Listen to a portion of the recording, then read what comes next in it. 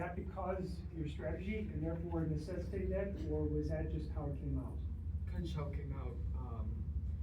Our previous robot last year, our robot this year is very similar in its design to our robot last year, and our robot last year was also box line. So it was less about like our strategy and more about just keeping the team familiar with the robot design. Really, the only changes that we made from this year, from last year to this year, was we added these two attachment motors and we changed the case a little. Again, our attachments, you were pointing out kind of a common theme between all of them. They look similar. Is that again by design, by necessity? You just stumbled upon that?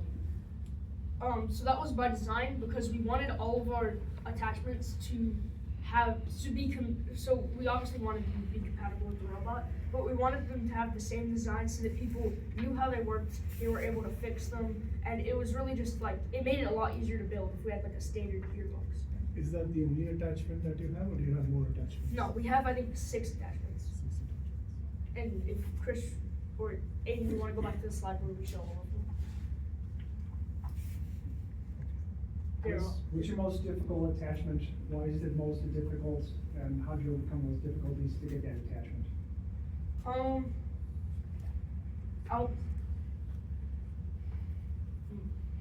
Probably. I'd say number 6 because throughout our game we went through the most iterations.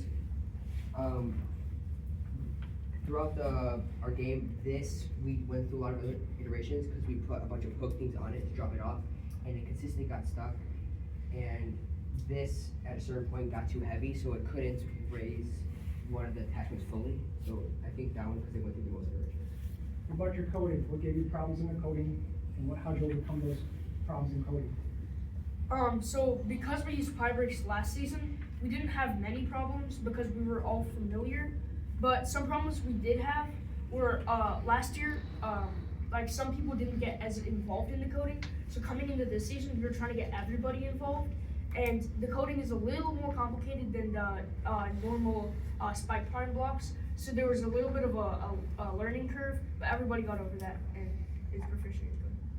What was driving the robot to become this?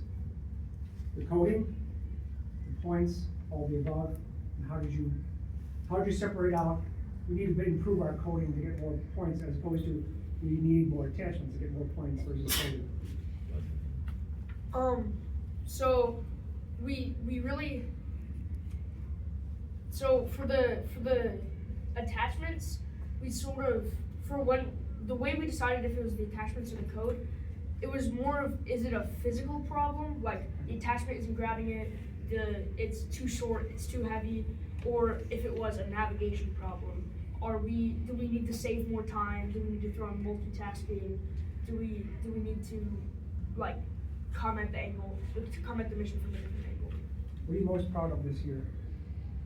So should we just go around? I was most proud of like our time strategy.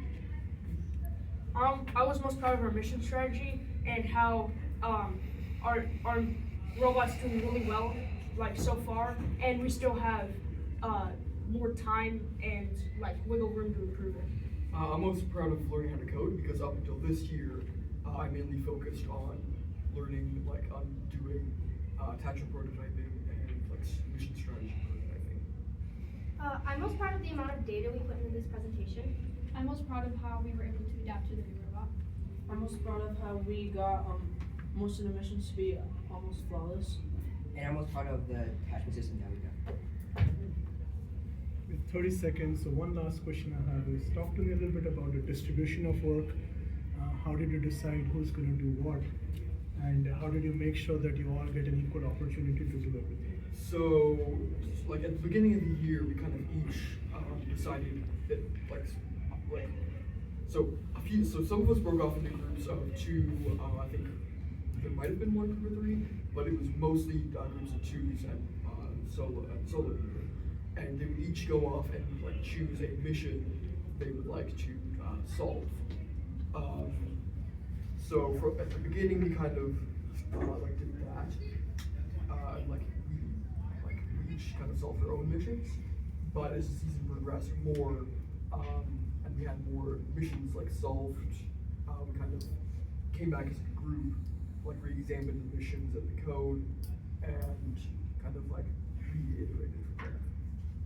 Very good. Thank We're out you. of time. We're out of time. Thank you very much. Make sure you thank your parents and coaches.